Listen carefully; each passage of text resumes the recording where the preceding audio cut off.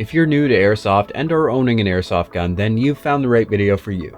Even if you're an experienced player, it's important to reconsider safe weapon handling and how we can better protect ourselves and our teammates from unintentional discharges. In today's lesson, we'll be explaining the 3 main rules when it comes to safe weapon handling, as well as discussing active safety, manipulation, and if it's really a good idea within Airsoft. It's important to note that in order for an accident to occur, all 3 of the rules that we're about to explain need to be broken together. Simply breaking one on its own isn't enough, but that's not to say that each isn't as important as the last. The first rule that we need to ensure we're following is regarding our trigger discipline. Keep your finger off the trigger until you've made the decision to shoot. There are a number of reasons for this rule, but importantly, this will keep us from accidentally cycling the weapon when we're possibly running, ducking into cover, or using something in our support hand, which often leads to what is known as a sympathetic squeeze, where one hand tenses up and the other will have a tendency to do the same. This one can take a bit of time to train to the point where it simply becomes a habit, but it's well worth the effort and the discipline required for the safety of those around you.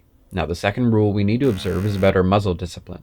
When there's no active target, keep weapons pointed in a direction that causes the least damage and danger. When a weapon is not in use or there is no immediate need to be handling the weapon, it should be in a resting or holstered position, and long guns ideally wearing their barrel covers. Administrative handling of weapons, any manipulation of the weapon that isn't specifically firing it, is one of the leading causes of accidental discharges. If it is in use, then make sure to keep the muzzle pointed in the safest direction, which is usually at the ground.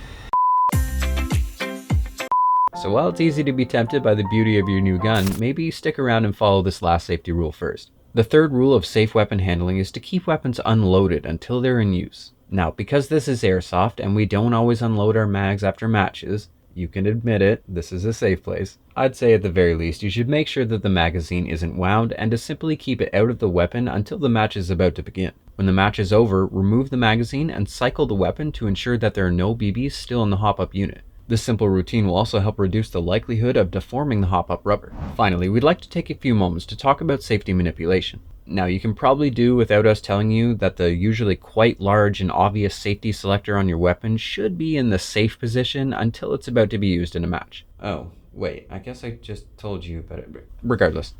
Many players and professionals with actual firearms train manipulation of the safety actively, meaning that it's only ever toggled off safe for the moments when the weapon is actually being fired, and then the safety is immediately activated again. While this is a great practice to adopt, it will take a considerable amount of training in order to minimize any potential time lost while fumbling with the selector, so keep that in mind.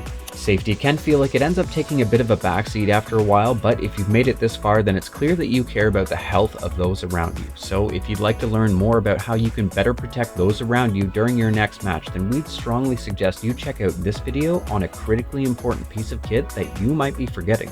As always, thank you so much for watching. Class is dismissed.